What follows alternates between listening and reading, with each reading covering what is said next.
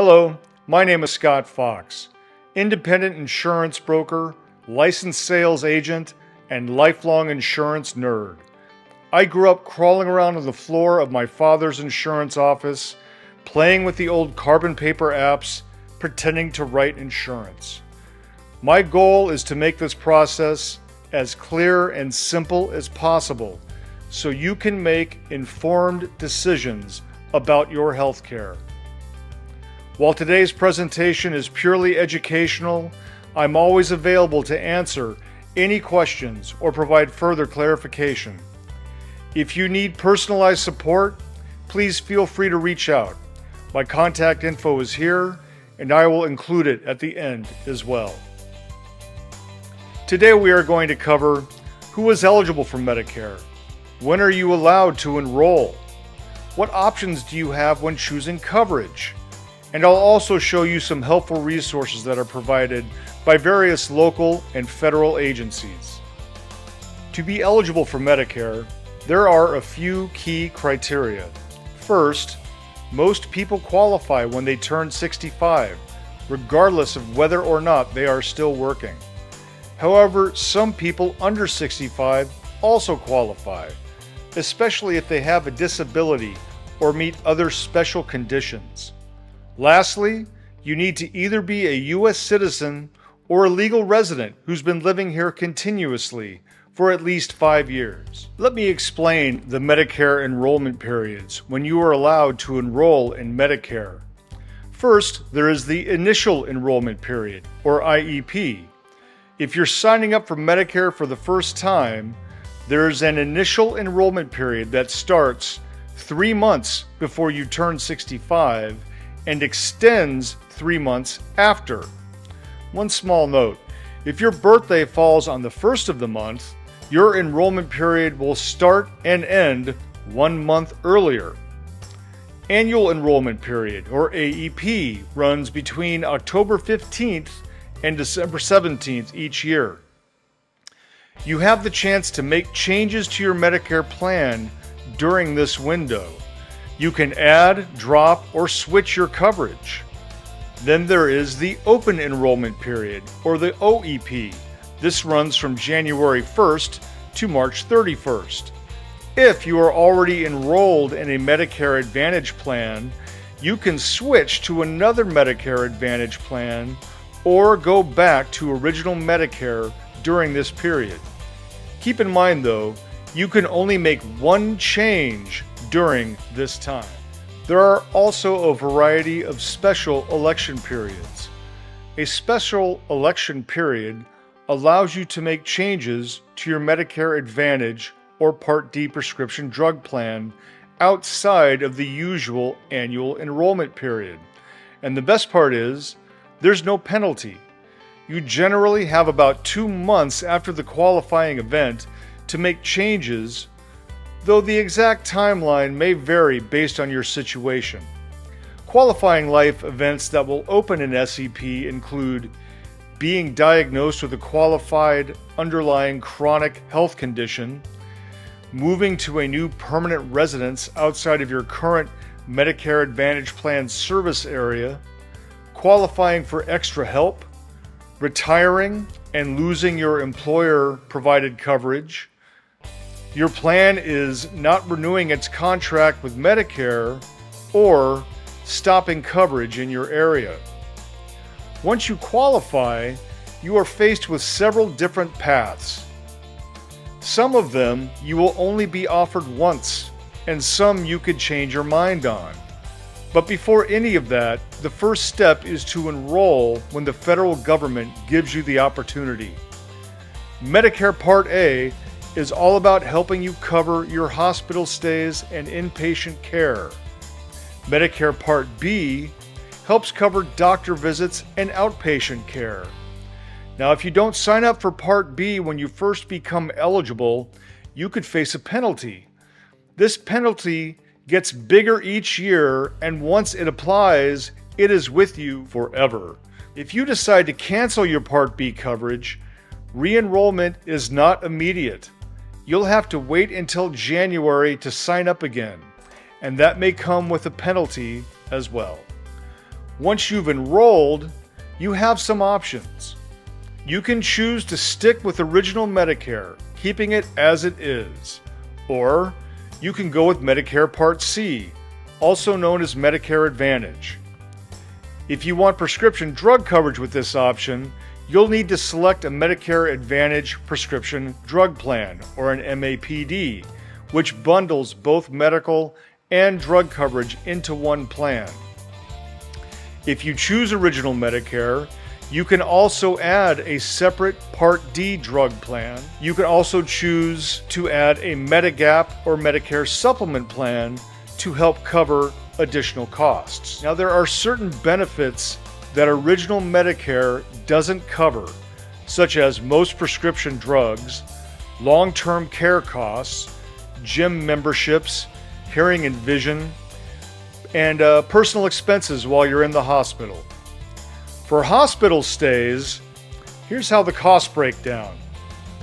Up to 60 days, everything is covered after you've paid your deductible. For days 61 to 90, you will pay $400 per day in coinsurance. For days 91 to 150, which are called lifetime reserve days, that coinsurance goes up to $800 per day. And beyond 150 days, you are responsible for 100% of the costs of your hospital stay, unlimited. Medicare Part C, or Medicare Advantage, comes with some perks compared to original Medicare. First, it offers the same basic coverage as original Medicare, but it can also include some extra benefits that we talked about earlier. One major advantage is that Part C plans can combine both medical and prescription drug coverage into one plan. These are called Medicare Advantage prescription drug plans. Another benefit is that Medicare Advantage may offer lower out-of-pocket costs than original Medicare. Medicare Advantage plans come in different types, like HMOs, PPOs, and private fee-for-service plans, similar to traditional health plans you may already be used to. With an HMO, you'll have a large network of providers, but generally need to stay within that network to control costs. PPOs also have a large network, but allow you to go out of network for care at a higher cost should you choose to do so. Private fee-for-service plans give you more freedom to choose providers, but a network might still be involved, and Medicare providers must follow the plan's billing terms. It's worth noting that these plans face the same kinds of drawbacks that your under 65 plans faced. You may face more limited provider networks compared to original Medicare. Out-of-network care can be costly, especially in PPO plans. Some plans may require referrals or prior authorizations for certain services. Coverage option and rules can vary depending on the specific plan and region that you choose. Part D stands for prescription drug coverage. D is for drugs. You have two options. You can either enroll in a Medicare Advantage plan that includes drug coverage, an MAPD plan, or you can add a standalone prescription drug plan to original Medicare. It's crucial to make sure the plan's formulary covers the medications you need. Because each plan has a list of covered drugs, you will want to ensure your medications are included. If you don't enroll in a prescription drug plan when you are first eligible, there is a late enrollment penalty. The penalty is generally 1% of the national average premium for every month you go without coverage, and it lasts forever. Since some drug plans are low cost or even free, it's a good idea to sign up as soon as you're eligible to avoid the late enrollment penalty. Prescription drugs are grouped into tiers based on their costs. Tier 1 represents the lowest cost drugs, while Tier 5 is the most expensive. Most plans offer the best pricing on Tier 1 and Tier 2 medications, So when comparing plans, you want to make sure as many of your prescriptions as possible are categorized as Tier 1 or Tier 2 to save on costs. There have been some changes to out-of-pocket drug costs for 2025. For covered Part D drugs, out-of-pocket costs are capped at $2,000 per year. Once you hit that $2,000 limit, you won't need to pay anything more for Part D drugs for the rest of the year. The drug coverage phases have changed as well. Part D has 3 phases of coverage. The deductible phase, when you pay your plan's deductible. The initial coverage phase, you cover 25% of your medication costs until you reach the $2,000 limit. Then the catastrophic phase. After reaching the catastrophic phase, all medication costs are covered. So, no more donut hole. There is also a monthly payment option. You can opt to spread out your out-of-pocket drug costs by paying in monthly installments instead of all at once. Medicare Advantage monthly plan premiums have also changed. The average monthly premium for Medicare Advantage plans is expected to drop from $18.23 in 2024 to $17 in 2025. Medicare supplements, also known as Medigap plans. Now these are designed to work alongside original Medicare. They help cover costs like deductibles, co-pays, co-insurance, and excess charges that Medicare doesn't pay for. One of the big advantages of Medigap plans is that they aren't restricted to a specific provider network. If someone accepts Medicare, you're good. Important to note though, Medicare supplement are not the same as Medicare Advantage plans. Medigap plans can only be added to original Medicare, not Medicare Advantage.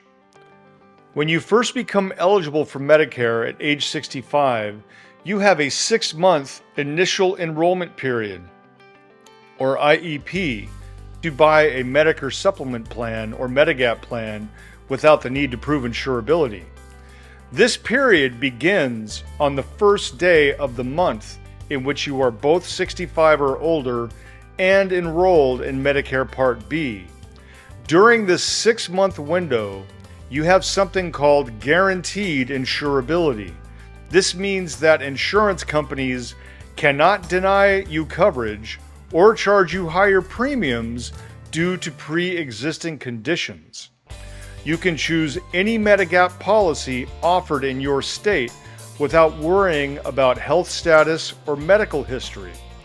However, once your initial enrollment period ends, if you try to apply for a Medigap plan later, you may face medical underwriting.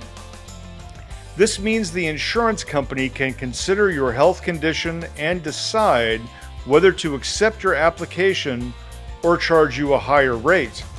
In short, the IEP is your one-time opportunity to get a Medigap or Medicare supplement plan with guaranteed coverage.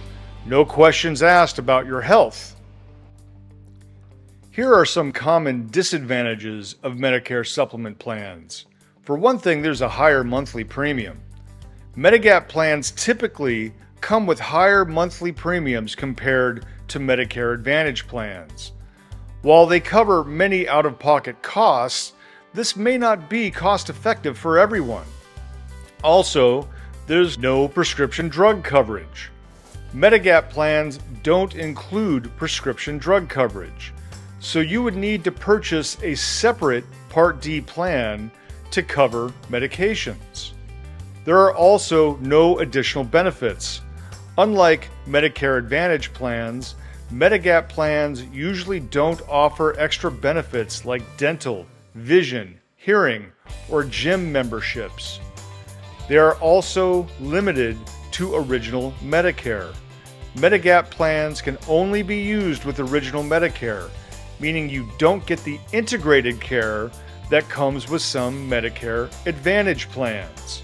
If you have original Medicare and meet certain requirements, you may qualify for a Medicare Special Needs Plan, tailored to your specific needs. Dual eligible SNP or a DSNP plan. These are for those who qualify for both Medicare and Medicaid, or as it's called in the state of California, Medi-Cal. Chronic Condition Special Needs Plans, or CSNPs, for individuals with specific chronic conditions like diabetes or heart disease. Institutional Special Needs Plans, or ISNPs, for those who need or expect to need long-term care in a facility for at least 90 days. Additional programs that offer assistance. Medicaid is a joint federal and state program that provides health insurance to individuals and families who qualify based on income, age, or disability. If you qualify for both Medicare and Medicaid, you are considered dual eligible, and you can receive benefits from both. There are also Medicare Savings Programs, or MSPs. They can help lower or cover some or all of your Medicare Part A and Part B costs, such as premiums, deductibles, and coinsurance. There are 4 types of MSPs, each with different coverage and eligibility requirements. Extra Help. This program helps pay for some or all Medicare Part D costs, like deductibles and copays. You still need to pay your Medicare Part B premium, however. Here are some things to consider when choosing your Medicare coverage. How much will you pay for premiums, deductibles, coinsurance, and copays? Does the plan include prescription drug coverage or any other extra benefits? Do your doctors, hospitals, and pharmacies accept the plan? Will you need to submit claims or other paperwork? Can you get prescriptions by mail? How often have you needed care in the past few years? Do you have a chronic condition that requires ongoing care? Your health might change, so you want to think about future medical needs. It's a good idea to get the health insurance plan you see yourself needing in the future, not just what you need today. There are some helpful resources available. You can visit shiphelp.org/about Medicare/regional-ship-location for Medicare resources and to connect with your state health insurance assistance program. Don't worry, I'll put this link in the notes. Other helpful resources. You can visit Medicare.gov for more information. Check out the Medicare and You Handbook from CMS. Read Choosing a Medigap Policy, a guide to health insurance for people with Medicare from CMS and the National Association of Insurance Commissioners. Thank you for taking the time to learn more about Medicare. I hope this presentation has given you a clearer understanding of your options. If you have any questions or need further clarification, I am happy to help. Feel free to reach out anytime. My contact information is available on the last slide, and I will make sure to answer every question that is submitted personally. Thank you very much. Have a good day.